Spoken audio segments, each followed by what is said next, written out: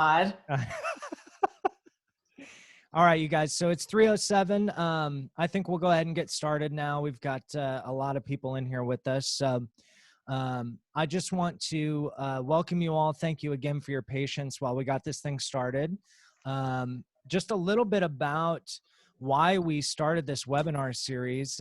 Essentially, the four of us were on a call last week, and we had all collectively recognized that there was this outpouring of need for support during the shelter in place and with all the coronavirus stuff happening.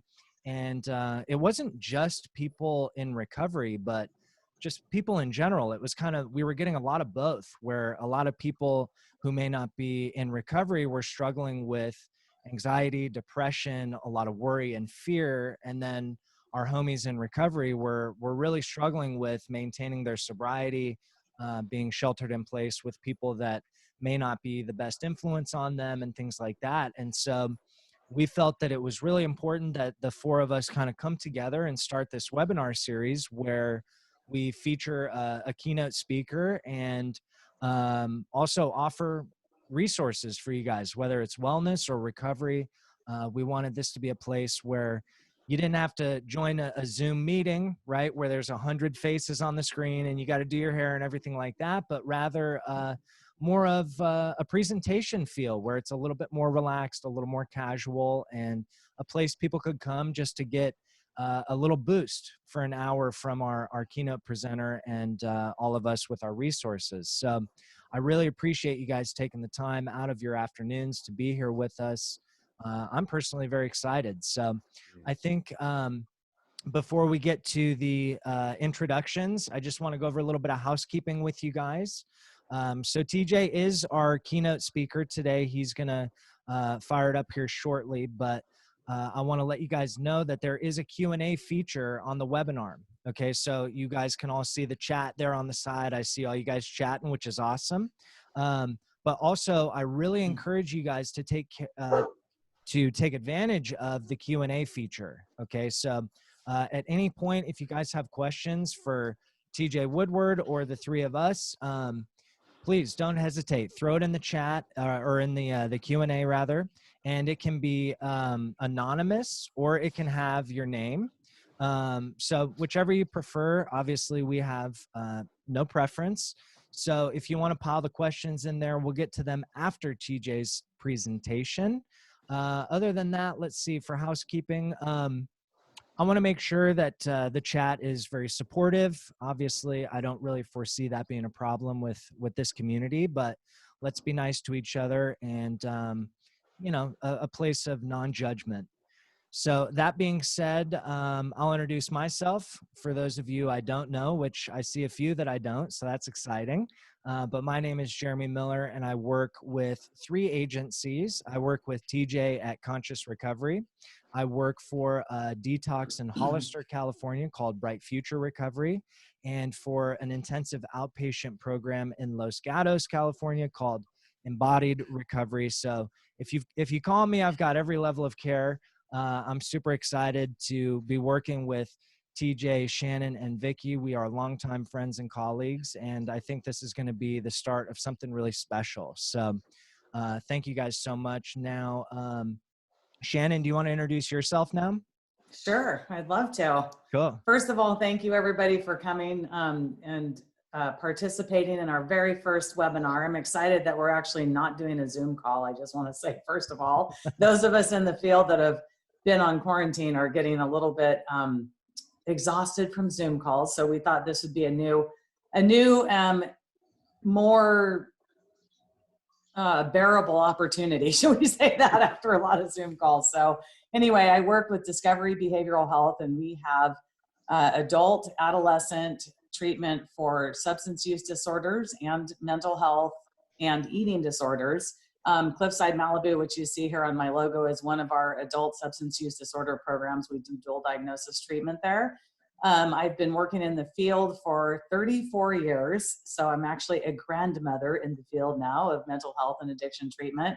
I have many, many resources. TJ, Vicky, and Jeremy are 3 of my near and dear friends that I collaborate with regularly. And I'm super honored to be here and hopefully bring some positivity and some hope to what we know people are struggling with. I feel like our group really is pretty much thriving for the most part. And so this is a good opportunity for us to share with you guys some of the things that we do to not just survive what's happening, but to thrive. And so glad to be here, and thank you all so much. Awesome. Thanks, Shan. Vicky, you want to go next? Sure. All right. Everybody, I'm Vicki Lucas. I'm the founder and owner of Equanimity Interventions. You know, obviously I'm an interventionist, also doing transports.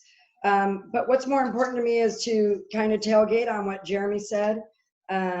Really excited to be doing this group here and open it up to the community. I've been saying for a long time that we all network with each other and talk with each other, and we get all these great you know, clinicians speaking with us and teaching us things, and why not open that up to the community, especially right now. I have a lot of friends that aren't even in recovery, that are dealing with high anxiety levels and stress, and mental health and wellness is just skyrocketing right now. So I'm glad that we are all able to collaborate and put this together for everybody. And I really hope this helps. And anybody that needs any kind of resource, even if you don't need an intervention, any one of us can find you exactly what you need. Thanks. Awesome, Vicky. Thank you. TJ, you want to do your intro? Absolutely. Thank you, Jeremy. And I, of course, also want to start with gratitude. I feel so incredibly blessed to be in great company with Jeremy and Vicky, Shannon. It is true that we've collaborated a lot, and these are the three of the people, because we have such a large network of, you know, friends, loved ones. And I can say that because I have really, honestly, just to be transparent right out of the gate, been missing people a lot, missing being in person with them. But I'm so incredibly grateful for the collaboration. And I'm the founder of Conscious Recovery, the author of the book, Conscious Recovery. And if you don't know, Conscious Recovery is a treatment modality that focuses on wholeness rather than brokenness. I have the honor of partnering with multiple treatment programs in the Bay Area. I see TJ's on here, so shout out to the camp in Azure Acres. And 8 different programs at this point are Conscious Recovery certified treatment programs. Obviously, if you want to know more, reach out to me, but the fundamental principle of conscious recovery is that underneath all addictive behavior is a whole and perfect person. And so often we as clinicians are trained to look for what's wrong, to diagnose and to treat. Conscious recovery comes in and says, in addition to that, the other possibility is that we can create a space for them to recognize their own wholeness, and recognizing that every human being has the innate ability to heal, and we can help them and assist them in doing that. Excellent. Thank you guys so much for your intros. And we did have a couple more people log on, so I just want to really quickly plug the Q&A feature, you guys. It should be in the bottom of your little toolbar there in Zoom. So if at any point you do have questions for any of us or all of us, that would be the good place to plug them in. Otherwise, I'll lose them in the chat, and you know that might get complicated. So make sure you use the Q&A function after TJ presents. We'll go ahead and tackle all those questions. TJ, I was hoping maybe what we could do is start with a little meditation, kind of anchor in the moment together. What do you think? Absolutely. I love, every time I present, I love to start with that. So wherever you are at this moment, as long as you're not driving, we invite you to take this moment, gently go within, find a comfortable place to sit, gently close your eyes. And we begin by taking a nice deep conscious breath together. And on the exhale, simply allowing yourself to become fully present. Noticing how it feels to be in your environment. And noticing our ability to connect, even though we're in different cities, different states, maybe even different countries. Knowing that in this moment, we can drop down into that place of inner stillness, inner wisdom. And in this place, we all know we're one with each other. So we've come here today to celebrate each other, to have gratitude for each other, and to offer the question, how can I support you? So as we move into the presentation, our intention for this time together is to be open and receptive and be guided by inner wisdom, knowing that each of us has said yes to a profound call on this planet to serve. So we're here to support, to uplift, to open up, and to honor. So with that, we just take a few seconds in the silence.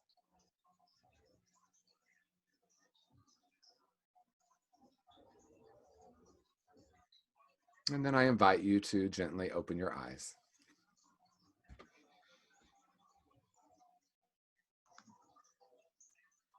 Awesome. Thanks so much for that, TJ. And I thought for today, I just saw a question in the chat from David C. Can you leave a link to purchase the book? Yes, David, we will plug some links for you guys so you can buy the book. I highly recommend it. It's a good book.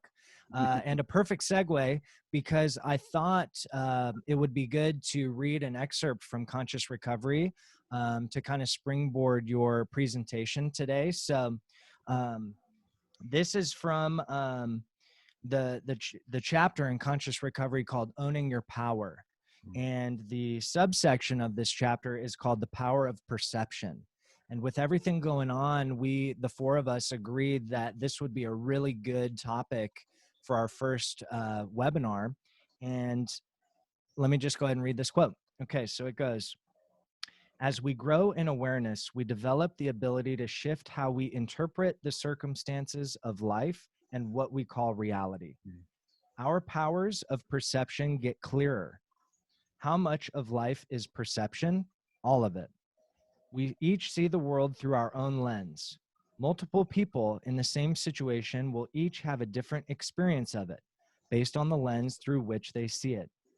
It's not that one person sees the truth and the others are wrong. It's that our perception colors our experience. As our understanding of this increases, our suffering diminishes. If we live as if there is a reality out there, a truth that's eternal to our perception, if we're holding on to the idea that things are happening to us, we will suffer. Suffering comes from living in duality, the idea of a separate self, and a belief in us and everyone and everything else. From this perspective, we continue to plant the seeds of separation. When I first shifted to the possibility that all of life is perception, I began to ask myself questions about what I was seeing and experiencing rather than having an opinion about it or a judgment of it. So I love that section from Conscious Recovery. And TJ, I was hoping that could be our springboard for the conversation today. Yeah, thank you so much, Jeremy, and welcome everyone again. I am so incredibly grateful for our connection, and I'm so grateful that I'm floating in space. How cool is that? That in a moment, virtually, I can be floating above planet Earth. And you know, it's interesting. I didn't really consciously choose the background. We had some issues, and I said, how about this one? But it's really interesting because when we're talking about the power of perspective, we are actually talking about taking a broader view, right? And if I look at this picture behind me, I look at planet Earth and I look at the oneness of all things, right? We are living in a profound moment in time. There is no doubt about that. I think, you know, for many of us, and maybe all of us, it came just like really suddenly and shocking. For myself, I was having lunch with one of my good friends, and suddenly someone from the city of San Francisco came in and said, you have to close your restaurant now. And there was just this frenzy. And then there was this stillness that came over the street as we were walking down Union Street back to our places. And we had this moment where we looked at each other and we said, I don't know what's happening, but it feels like a profound moment in time and in history. So how does this relate to the power of perspective? As the reading says, all of us have the ability to call what's happening something different. In other words, there are, I think, 41 people on this call right now, on this webinar, and there are 41 different perceptions of what's happening. And for some of us, Shannon and Vicky, we joke about this a lot, but I mean, I might have 5 perspectives of this right now too. So we might have hundreds of perspectives of what's happening. What I noticed right out of the gate is that people had an instant perspective about what was happening. One person that I hold just dear to my heart, Jen Carvalho, CEO of Azure Acres in the Camp, her immediate reaction or response was, how can we serve, and how can this be a time of expansion where we can help people even more? There were other people I talked to that said, oh, this is going to be a really rough time. We need to restrict, we need to tighten. There are people who have been laid off in our field because of fear. I want to really start with acknowledging something that has been the most important thing in my life when I'm going through either something that feels difficult or unknown. And that is, whatever you're experiencing, whatever you're feeling is perfectly appropriate. I have woken up during this some days feeling grateful, open-hearted, excited about how we can serve more people, recognizing that there most likely will be a spike in addiction because of this. When people get in fear, they often turn to addictive substance. So I was sitting with how much gratitude I have, not for that, but for what we have collectively as an opportunity to serve more people and to really be of assistance. I've also had mornings where I've woken up and just felt really sad. Sad that I, just personally, 4 speaking events canceled. Right now, this very day, Jeremy and I were going to be in San Diego, and I think I was supposed to present on Wednesday or Thursday. So honoring the sadness, honoring the joy, honoring that wherever I'm at is not only okay, but it's an important part of the process. Why is that important to me? It's important to me because when I can honor where I'm at, I can also honor where the people around me are at. Because what is going to cause restriction right now is judgment and opinions. Now, how many of us have turned on the news and seen a lot of opinions about what is happening? I've seen a lot of social media posts of like these people not doing what they're supposed to, or why are these people in so much fear? So the power of perspective for me starts with honoring whatever feelings I'm having, whatever thoughts I'm having, whether that's joy or fear or expansion or restriction. Can I have compassion for myself as a starting point? And then from there, can I begin to question all of it? Question every thought I have, question every feeling I have, not from a place of bypassing, or because I also have seen the positivity movement, right? Where there are people that are saying, don't focus on the negative, focus only on the positive. And even though I understand that, and that is something that can be really useful at some moments, I also recognize that that can be a way for me to minimize my experience. And if I'm minimizing my experience, I'm probably going to do that with the people around me, whether we're working directly with clients or our colleagues, or, Jeremy mentioned we're sheltered in place with people right now. I've been sheltered in place with my husband, and it's been really interesting how we navigate that and honor each other and allow each other the space that we need. I'm fortunate that I have a place nearby that I can go to that is my office, where I'm at now, giving my husband some space, and I'm sure he's grateful for that. When we assume that what we're seeing is the one and only reality, we suffer. Why do we suffer? Because we can't control what's happening in the world.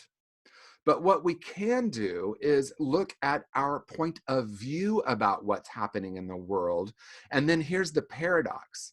When I start to question my point of view, and rather than saying, oh, this is so horrible, I can say, whoa, I'm noticing that I'm feeling sad. I notice that I feel like I'm missing people. I notice that I'm feeling angry or frustrated, or I notice I'm feeling really happy. And maybe I judge that. I shouldn't be happy in the midst of this. Something terrible's happening. So there's something powerful. The paradoxical piece is, as I honor my emotional experience, I become more useful. And then I can make a difference in the world, right? Many of us that are on this webinar right now are on the front lines working with clients. And even if we're not working directly with clients, our work in this field, the energy that we're bringing to it right now is going to have a profound effect or an impact on how all of us collectively do our work. So one of the key principles or practices in conscious recovery is living in the question.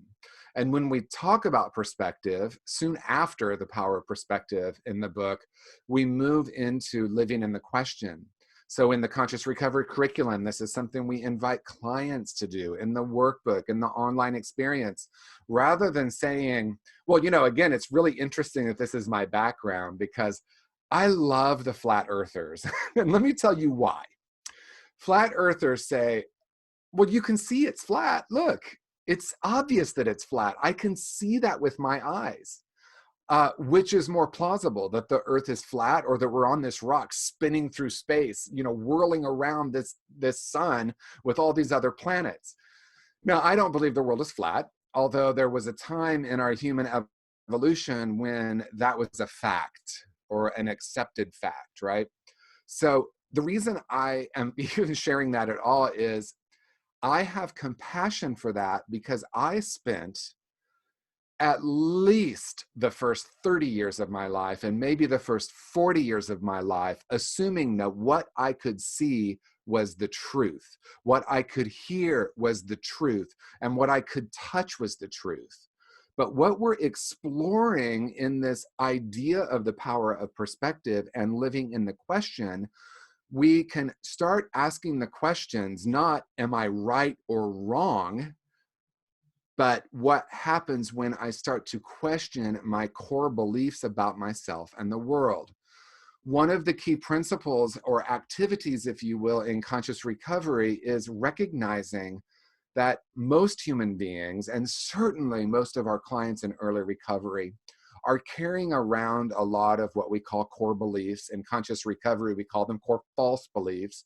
We want to acknowledge that even though I might believe they're true, again, the world is unsafe. I'm not good enough. I'm unworthy.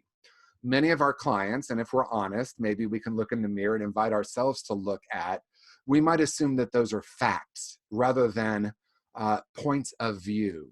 And if they're points of view, through the questioning process, we can start to explore a different possibility. What if that's not the entire reality? How many of us have been taught there's your version, there's my version, and the truth is somewhere in the middle? In conscious recovery, we say that's not really the ultimate truth. There is your point of view and there's my point of view, and they're 100% correct, because how we view the world is how we experience the world. So what I want to close with, because we really wanted to honor time for Q&A and discussion, I'm sure you'll hear more from me with the questions, but I want to close with this concept or this practice of living in the question. Living in the question allows us to begin to question our points of view. If it's true that life is perspective, and if it's true that I create reality based on what I'm calling it, right? So in the midst of this coronavirus situation, am I calling it this horrible? Am I calling it an opportunity? Am I calling it sad, but also with opportunity? How I frame it is how I experience it. So I want to leave you with a couple of opportunities for questions. And then of course, we're going to move into our questions, but we ask open-ended questions that don't start with why. How many times have we worked with clients or in our own journey? If I can just figure out why I'm feeling this, maybe I can get rid of it. But we're really looking at not how do I get rid of this, but how do I learn how to lean in and experience it and have the capability to be present with what is. And from that point, I can start to question it. So here are some of my favorite questions. What else is possible here? Who have I come here to be?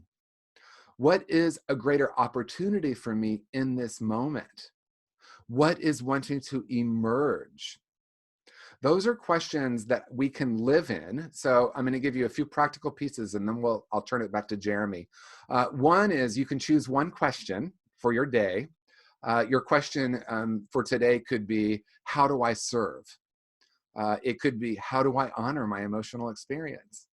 You write the question. I'm old school, so I'd put it on a little index card and maybe tape it to my mirror or my front door, back when we were going in and out the front doors a lot. So maybe it's on your computer screen now, but just live in that question, not from a place of let me answer this question, but let me explore all the different answers that could live within that.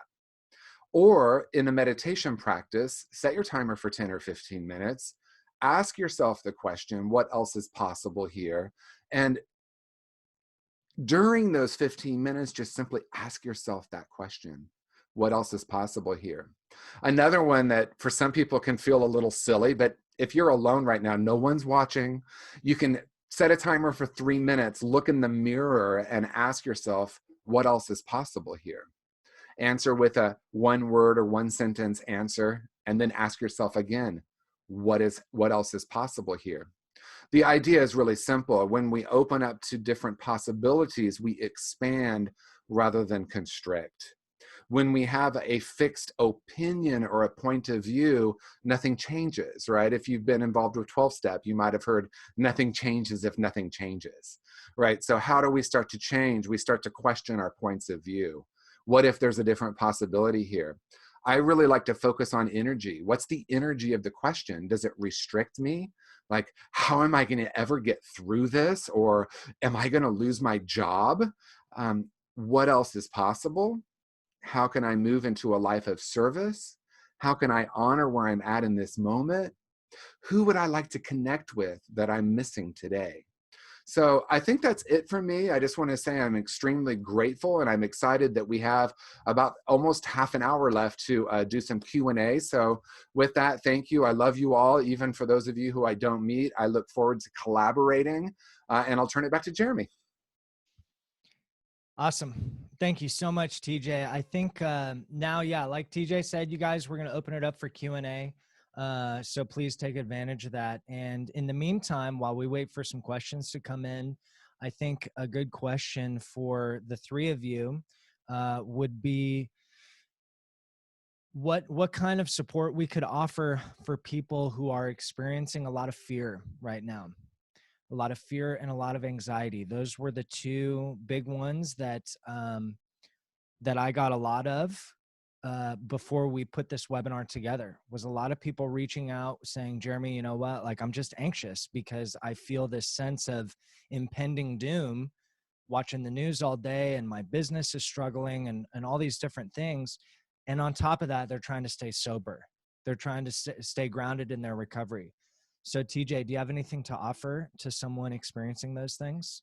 Yeah, again, start with just honoring the emotion, honoring the thoughts, honoring the experience.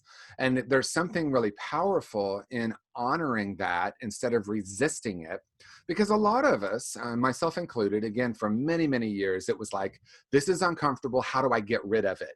Well, that's addiction, right? This is uncomfortable. How do I get rid of it? So when I work with clients, I offer the possibility that if that's addiction, what is recovery? Well, it's recovery is then, rather than running from it or trying to change it, it's leaning in and honoring it. Now, some really practical things is, one, turn off the news. I have not watched it for 4 days today. And believe me, I'm getting the highlights that somehow they come up. I don't need to be glued to the news 24/7. Someone I know is just watching 24/7 and texting me, oh my God, everything's so horrible. So that's one piece that I will offer, time in the silence. If you're an extrovert like I am, reaching out to the people that you love and asking them for support, offering support. One of the greatest tools for me is to be of service to others. So if I'm feeling anxiety, how do I reach out to someone else? Not from a place of bypassing my emotion, but from a place of being curious about how I can be of service. So those are a few things that have worked for me. Awesome. And I just got another question here on the Q&A, and it says, I've been feeling extremely introspective during this quarantine, almost agonizingly so. My question is, how do I better lean into the parts of myself that I normally neglect or am distracted from without falling into self-pity or feel like I'm drowning in it? Well, is that question for me? Because I would love it. Yes, that's for you, TJ. Okay, so because I know that Shannon and Vicky probably have also perspectives on this. I actually first I honor whoever asked that question because I hear you. I have been really reflecting on what's important. What is it about, I've heard people share, gosh, I was so busy and didn't realize it. Maybe even addictively so, right? Just to the next thing, to the next thing, to the next thing. I actually believe, and maybe more than believe, my experience is a lot of us have a point of view that if I allow myself to lean in and feel it, I might get engulfed by it or get swallowed by it. My experience is actually the opposite. If you want an amazing book to read, other than Conscious Recovery, of course, David Hawkins' Power versus Force, or his book Letting Go, he talks about grief, and he says, and I'm not saying this is true, but I like it conceptually. He said, if we really let ourselves grieve fully, it would pass through us in 20 minutes. I don't know if that's true, but what I do notice with grief, let's take grief for example, because some people are grieving right now. I feel it for a few minutes, then I have a point of view about it. This is too scary, and then I come out of it. And then it actually stays there. If anything, when I try to push it down, it's always there.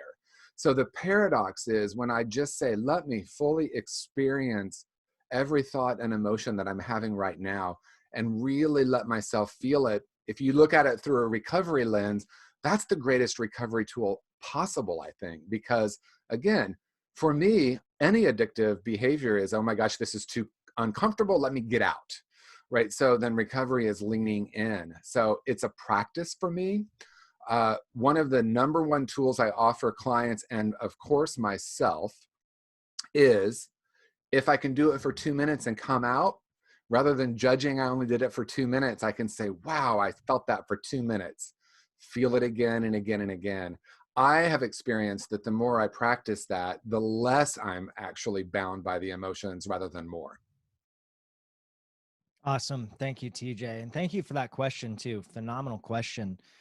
So the next question comes in from Dan and says, that was a great question, TJ. I have to say, I have a kid in lockdown recovery now with high anxiety and impulsivity. I got a chance to talk with him today and was able to relate with his feeling of being constrained by relating to him that we can't even leave our house either. So the question of what else is possible here is appropriate to all of us. His question to you, TJ, is, do you think that kids can relate to that concept, and will it help? Well, as a clinician, I want to start by saying my intention with every person I'm working with is to hold space rather than even offering them feedback. I remember when I was first learning how to consciously listen, and I know all of us here are very expert in this, but I realized I was listening. I knew I was supposed to nod my head, but I noticed I was having a point of view or a perspective while the person was talking. Almost like I can't wait till he stops talking so I can tell him my perspective. So if I can hold a space for, let's say a kid, I don't know what age we're talking about, but I'm going to assume adolescent. If I can hold a space for them to feel whatever they're feeling, in other words, rather than saying to someone, I relate to what you're going through, I am too, we might ask, well, what are you experiencing? One of Jeremy's favorite questions, which I've adopted and I love, is what would you be experiencing without your thought about it? Adolescents actually really, I think they really resonate with this because not all, but many of them are being told constantly what to do by the adults in their life, right? And if you remember being an adolescent, oh my God, I did not want to hear anyone telling me what to do. I was in full rebellion. I love my inner teenager. F you. That's my inner teenager, right? So if I can just say to someone, wow, what does anxiety feel like for you? I think sometimes as clinicians, we might be afraid if we invite them to actually feel the anxiety that it might escalate. But again, I think what actually happens is, and I know we've all seen this over and over again, when we just hold a space for someone, well, where's that anxiety in your body? Do you have a thought connected with the anxiety? if you could feel the anxiety without the thought, now what are you experiencing? There's a process in conscious recovery where I invite them to ask to make 3 statements to the anxiety. 1, it's okay to feel anxious. 2, it's safe for you to feel that anxiety. And 3, I'm here for you. In that process, something really profound happens because we can hold a space. And I actually think maybe even more so with adolescents, because again, a lot of them are being told it's not okay to be anxious. It's not okay to be depressed. There's something wrong with you. How do we help fix you? Holding the space, I think, is a profoundly different way to approach it. Absolutely. Yeah, great answer, TJ. And Dan, if I could add just a little bit to that, I think with that fundamental question of what else is possible, I think one thing in working with young people and adolescents that sometimes we tend to forget is the power of the imagination. And young people are so fortunate because they have such beautiful imaginations. And so, with the questions, these very broad, wide open questions, there is such a beautiful space created for their imagination. And because you're holding the space of whatever answer you have is exactly the right answer, they're not inhibited by all that control that they experience consistently from adults. So I think Dan, that I think that question will go a long way with your youngsters. Great question. So the next one is from Todd, and he says that he's coming out of 11 years of PTSD, already focusing on a path of figuring out how to move from focusing on the hurt to how to move on. I learned long ago other points of view and justified / intellectualized why folks do what they do, and that in almost every moment it has nothing to do with me. Backed up with therapy and change management, that perception is the other person's reality. He says that he's overanalyzed and intellectualized and can't figure out how to feel valid feelings for himself. Any suggestions how folks like me in this phase of growth can feel and trust what I feel? Todd, thank you so much for that share. That's beautiful, man. TJ, you want to speak to that? Todd, right? Yep. I'm feeling, honestly, as Jeremy was reading that, I started just feeling my heart opening. I remember, well, I act like I was going to say I remember when I was working through my own trauma. Okay, so we all have trauma. Let's normalize that in some way, to some degree. And so there's no finish line with it, right? So I'm laughing at myself because I haven't completed that. I'm in process. I really, really honor where you're at and what you're sharing. And I feel like what you just said is so powerful. Can I, to the best of my ability, unplug from kind of the static that's happening? And what I mean by that is everyone's point of view and everyone's opinion, by the way, including my own. What we know about PTSD is that people who go through a traumatic experience, because I've read clinical studies that look at, let's say 6 different people that go through a really traumatic experience. Why do some have PTSD symptoms and why do some not?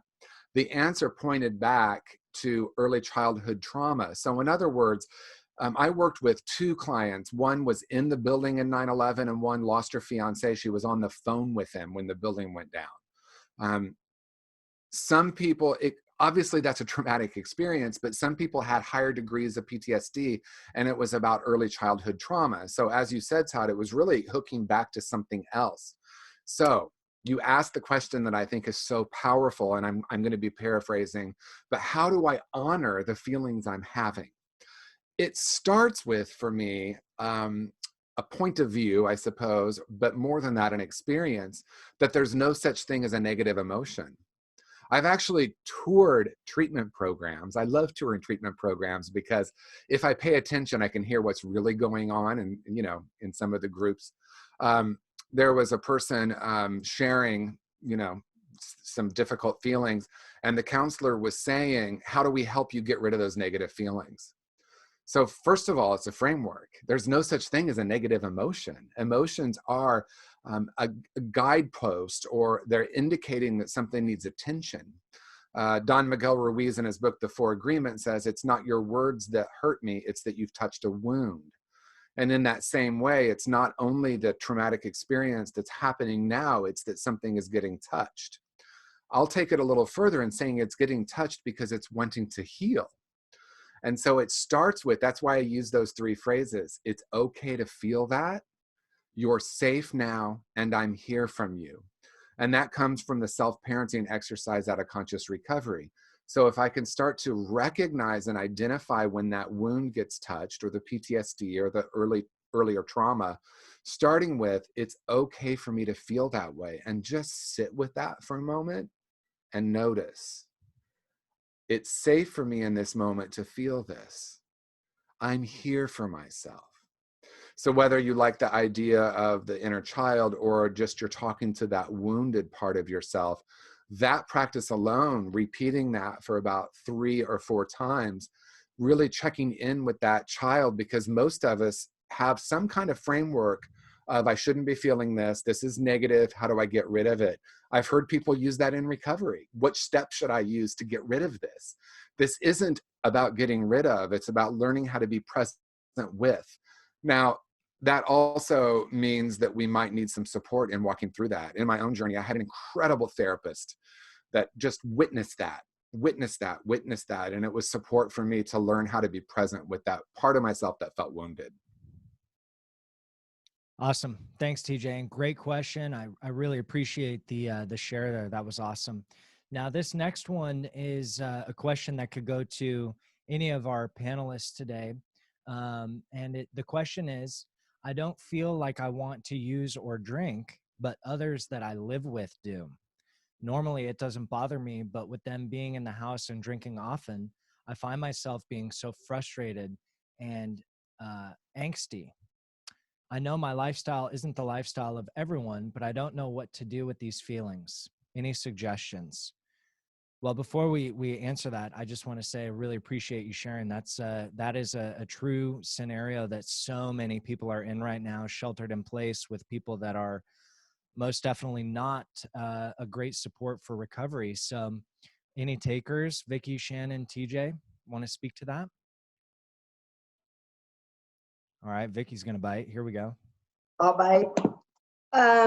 You know, unfortunately, with the shelter in place, there's not a lot of options. So I'm not sure what kind of recovery you work. I can tell you what I would do would be to reach out to my support system, first of all.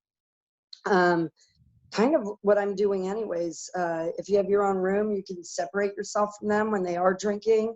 If you have a sponsor, I would suggest calling your sponsor, working on some literature, just getting into a good space, you know, making sure you have your space to be a certain space in the home where maybe you can set up some boundaries like, this is my space, no drinking or using in this space, and go outside and sit in the yard, do whatever you need to do to get away in the moment if you're being very triggered by that. Also, having people you could call when you're getting triggered. If you want to leave your information, we'll be more than happy to connect you with several links to 12-step meetings. You can follow TJ and Jeremy doing conscious recovery things. We also have a list of therapists that you can even reach out to and do online therapy. But I would really, my suggestion would be to make sure you have your space, no matter how small or big it is in the house, that's your space that nobody drinks or uses in, because right now that's probably the best you can do. Thanks, Vic. What about you, Shannon, TJ? Any other feedback for that question? Yeah, I have a little bit of feedback, Jeremy. So just some tangible tools in addition to everything that Vicky said, including the fact that all of us that are here, even though we work with certain organizations, we've all been in the field for a long time, and we're happy to offer multiple resources. We have a lot of resources for all kinds of support. But in addition to those things, there are a couple little tangible things that I would suggest. I'm a recovering person myself, and these are some things that I do in my home, in my life, to manage the stress, to manage, you know, whatever the situation is. So one thing that's super important every day, no matter what, is to try, especially in this time that we're in right now, is to focus up on what are you grateful for today. Just making like a little gratitude list, because it takes you out of the immediate stress of what's happening around you.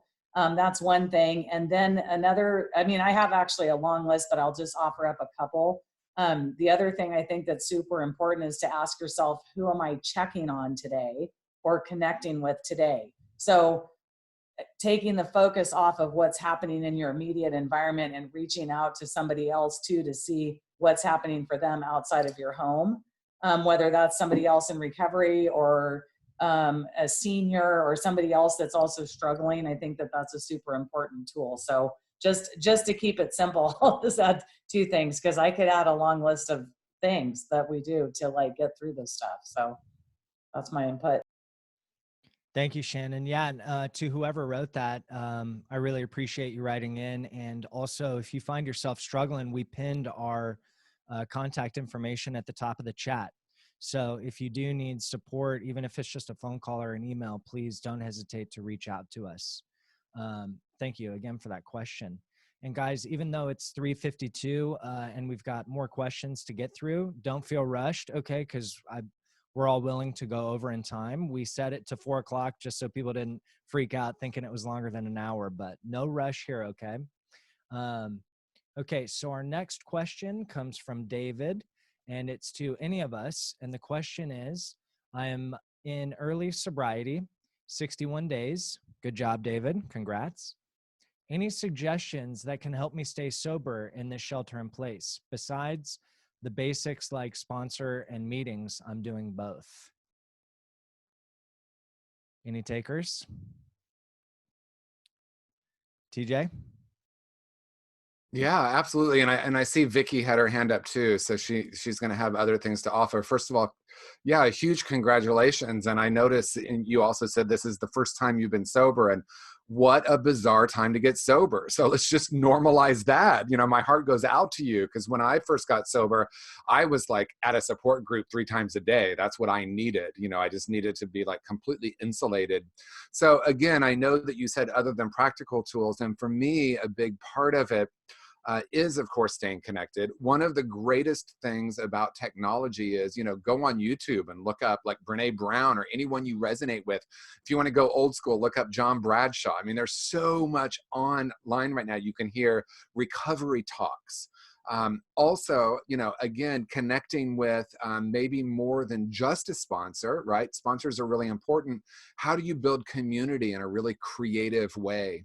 The other piece for me is just learning how to be patient with myself, having compassion for myself, leaning into whatever I'm experiencing. Shannon spoke to a gratitude list. In my early recovery, I was journaling like crazy. It was like right by my bedside. I'd wake up, have a dream journal about it. But every single day I wrote, I started with gratitude. What am I grateful for as I wake up today? And then at the end of the day, I ended also with gratitude. What were the things I was grateful for? What was my high point of the day? What felt like the low point of my day? And then for me, because I didn't classically use prayer, I used more of affirmation. So rather than saying, you know, dear God or dear higher power, I would say, these are the things that I really would love to see more in my life. And so I would just make a list like connection, wholeheartedness, openness. When I first got sober, I was absolutely terrified to be alone with myself. I was doing anything and everything to not be alone with myself, to the point where my sponsor actually said, you need to take 1 day off of recovery because you need to learn how to sit with yourself. So you're in this really bizarre experience where maybe you're needing to sit with yourself. I do want to say something though, too, to everyone, and I'm not a doctor and I don't work for the CDC, but I hear people using terms like lockdown. And if you look at the CDC guidelines, they're not saying you have to stay in your house all day. So it is okay to get out and take a walk. It is okay to get out and get in nature. Now in San Francisco, our parks are closed. but there's actually encouraging us to get out, because I know for myself, if I'm just alone in my room with my thoughts, I need a break from that. And there's physical, intellectual, emotional, and spiritual, and the physical piece is important. So in a practical way, get some exercise as well. And I know Vicky probably has a lot more to add. Vicky, you want to share on that? Actually, I was pointing at you. I wasn't raising my hand, TJ. Oh, yeah. And if I could add a little bit to what TJ mentioned for David, I know for me early in recovery, a big part of my experience was feeling trapped inside my body and not having a way to get out. And even though that stems from a very mental and emotional space, where I felt it most was in my body. And what TJ mentioned with the physicality, I think is so paramount to recovery, where, meetings and fellowship and sponsors and therapists are all so paramount, but they're mostly addressing the mind and the emotions.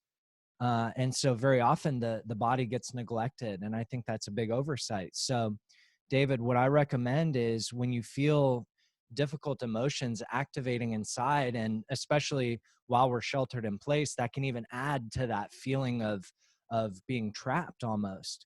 And so for me, what's been absolutely pivotal in my recovery is getting my body moving, whatever that looks like. So if it's taking a walk, if it's doing push-ups or air squats or whatever it is, I find it to be very helpful. So again, I think just including that in your regimen of recovery is really important.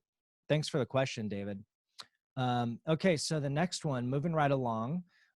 This question is from Scott, and he says, how would you hold space for a kid that has suffered a psychosis break with schizophrenia when they really don't have a grasp on reality, or they have a hard time even knowing what they're feeling? Whew, that's a big one. TJ, you want to take that one? Yeah, I would be really honored to take that one. I've worked with a lot of clients that had the diagnosis of schizophrenia, and I have found, to my surprise, and I want to be clear, I didn't come to this thinking I had like this great ability to work with people who were experiencing psychosis. But what I tried was an experiment, because I believe life is an experiment. I thought, well, what if I just hold space for them? What if I do that in the exact same way? Because see, I've been so trained, my mind was so trained that I need to have a point of view. And with someone who was like, it's not that far ago, not like Shannon. Shannon's been in the field for so long. About 12 years ago, or 11 years ago, when I was spiritual director of Altamira, there was a client who had the diagnosis of psychosis. He was exactly the age where, early 20s. And I remember sitting with him and just sitting with, what if I don't need to make any of this right or wrong? Because our mind is so conditioned. My mind has been so conditioned to believe, one, I'm supposed to have the answer, which by the way, I don't, right? That's like, talk about humility. And I don't mean I'm oh so humble. I mean, like, it's been really painful for me because I've had to realize I don't have the answer for someone. So it's both humbling and also freeing, because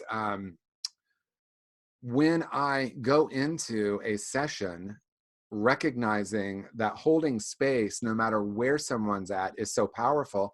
I've sat with someone where they're telling me, I see number sequences. My body has been taken over by aliens. There is something really powerful even in that, to hold space. Now, I also recognize that there are doctors and psychiatrists that are doing their part in this. I am not in any way saying this is the one and only answer for someone with psychosis, but it is a part of it.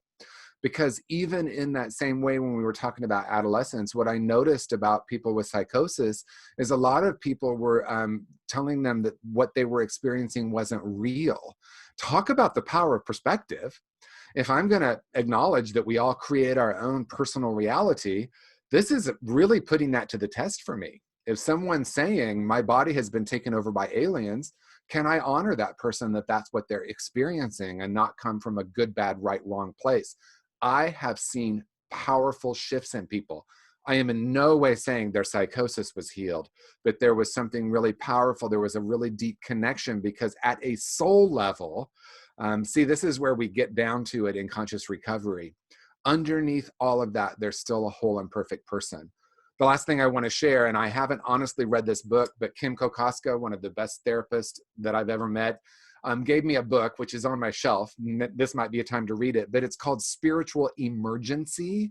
And it's written to clinicians to look at how psychosis and spiritual experiences can look really similar. So I go in with curiosity rather than a point of view. And it's not that I don't have a point of view, it's that I catch myself when I have one and then ask myself what else is possible and then be really present. I have seen some really powerful shifts happen just by doing that. Excellent. Yes, Vic.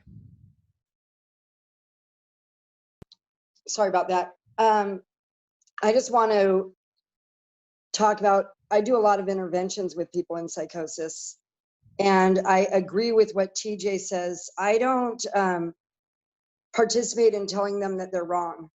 I don't tell them, because if you talk with somebody in psychosis long enough, you'll notice that they will start to question their psychosis. And my answer to them is always, I don't know. I don't get to tell you what your reality is.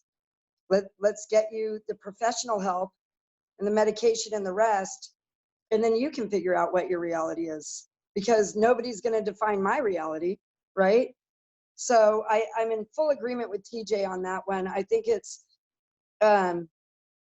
it's a very, yesterday I did an intervention on a girl who thought she was making the world spin. So she would count to 3 and spin the world, and I helped her spin it for a minute. You know what I mean? Like, I just wanted to relate to her and get there with her. She just wanted to be heard. So that's what I've noticed in any intervention I do, whether it's substance abuse or mental health. People just want to be heard. They want to be heard. And so sometimes it's just good to sit and listen. Thanks. Thanks, Vicky. Yeah, and then we just got a comment from Candace in the chat, and she said that she works with OCD and agrees that the last thing you want to do is say that your feelings and experiences are wrong. And I think that, in a nutshell, is what both of them were getting at. So thank you, Shannon. Yeah, what's up? So hi, I just want to say that also I've been working a lot with primary mental health and pretty acute schizophrenia, and also some dissociative identity disorder cases. And I think the imperative thing, or a sentence, a thing that we can remind ourselves when we're working with these humans is, number one, there's usually almost probably 100% of the time an enormous amount of trauma underlying that disorder. So it automatically, for me, gives me a level of compassion and allows me to meet the client where they are. That's really what I wanted to say, because I know that that's a movement like in our field across the board with addiction treatment and with primary mental health treatment. We always want to meet the client where they are. And my other thing that I was just going to say is Vicky is literally the queen of that. Vicky does that very well. And so again, encouraging anybody that wants to reach out to us to talk over cases or brainstorm or vent or whatever. I mean, we all collaborate when we have these frustrating cases, but I just was thinking, man, it's just so important that we meet clients where they are. And even when they're in a schizophrenic psychosis, or they have 7 personalities, and we're meeting, somebody's 36 years old and they have a personality that's the 5-year-old child, and that person starts talking to us, that's the person that we're relating with at the moment. So I just think that was like my one-liner is meet them where they are, and then collaborate and reach out. And because amongst all of us, not just us panelists, but in the field, we have a wealth of resources and a wealth of support at our fingertips. So thanks, Shannon. Okay, you guys, moving right along. We have one from Brooke, and Brooke says that she has a family member who has the virus, and he cried to me today saying that he feels like he's been stigmatized because he's getting threatening calls, etc., from neighbors. Oh, that's a tough one.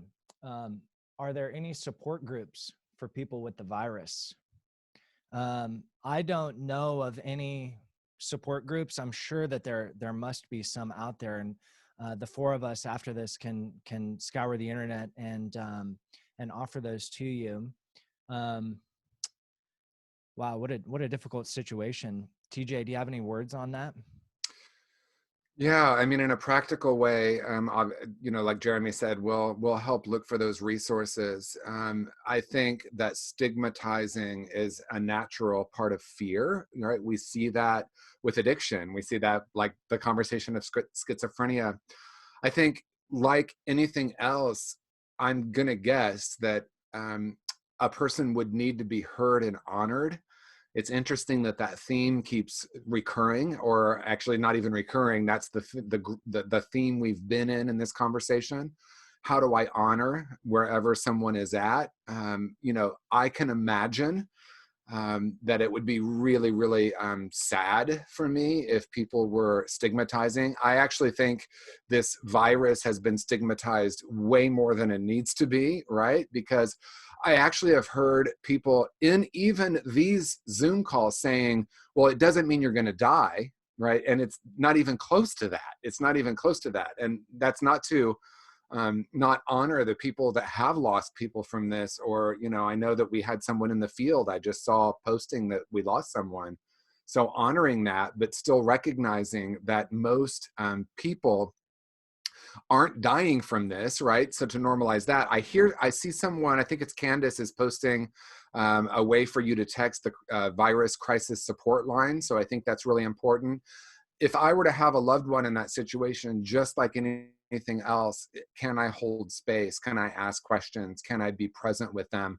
One of the things, obviously, that's really difficult for people that test positive with the virus is they truly are quarantined.